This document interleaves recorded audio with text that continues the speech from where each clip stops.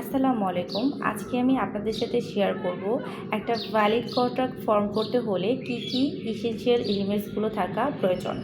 Section 10 অনুযায়ী পার্টিসের competency লাগবে, free consent লাগবে, লফুল কনসিডারেশন লাগবে, যে অবজেক্ট বা সাবজেক্ট সেটাও লফুল হতে হবে এবং এটা আইন কখনো ডিক্লেয়ার ভয়েড করে নাই। সেকশন 29-এ বলা হচ্ছে যে কন্ট্রাক্টটা আমি পারফর্ম করব, এই কন্ট্রাক্টটা যদি আমি সার্টেনিটি বা সার্টেন করতে না পারি তাহলে সেটা ভয়েড হবে। তো 29 অনুযায়ী সার্টেনিটি হচ্ছে ভ্যালিড কন্ট্রাক্ট ফর্ম করার আরেকটি এসেনশিয়াল এলিমেন্ট এবং 56-এ বলছে যে কন্ট্রাক্টটা করা হয়েছে সেটা যদি পারফর্ম করার না যায় বা ইম্পসিবল হয় সেক্ষেত্রেও কিন্তু এটা ভয়েড হবে। তার জন্য বলতে পারি যে পসিবিলিটি অফ পারফরমেন্সটাও ভ্যালিড কন্ট্রাক্ট ফর্ম করার আরেকটি এসেনশিয়াল এলিমেন্ট।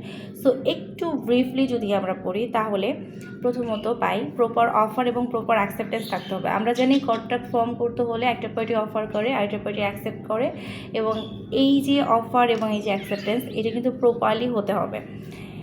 তারপরের এলিমেন্টটা হচ্ছে intention to create legal relationship, তাদের মধ্যে একটা লিগাল রিলেশনশিপ ক্রিয়েট করার ইন্টেনশন থাকতে হবে।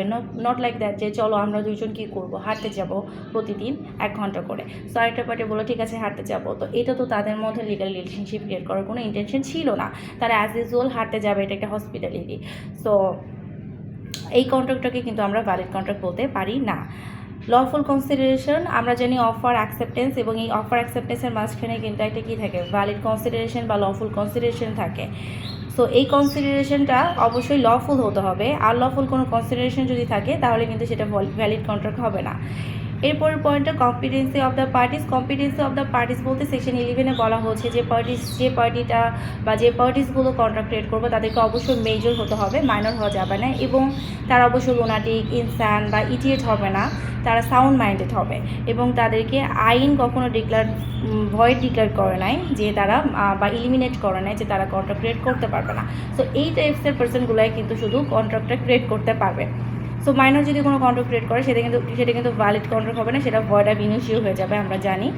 এরপরে ফ্রি কনসেন্ট থাকতে হবে। সো 14-এ বলা হচ্ছে ফ্রি কনসেন্টের ক্ষেত্রে 5টা এলিমেন্ট থাকা যাবে না, যেমন কোয়ারশন, aunty influence, misrepresentation, mistake, fraud. এই এলিমেন্টসগুলো যদি থাকে বা এই 5টা এলিমেন্টস যদি কোনো কনসেন্টের ক্ষেত্রে থাকে সেটা কিন্তু ফ্রি কনসেন্ট হবে না, সেটা এবং ফ্রি কনসেন্ট ছাড়া যদি কোনো কন্ট্রাক্ট ফর্ম করা হয় সেটা ভয়েড কন্ট্রাক্ট হবে।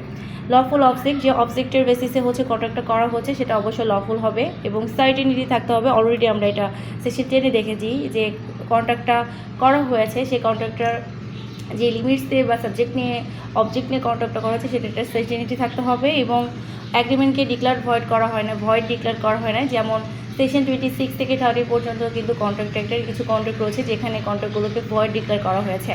So that's all about essential elements of a valid contract.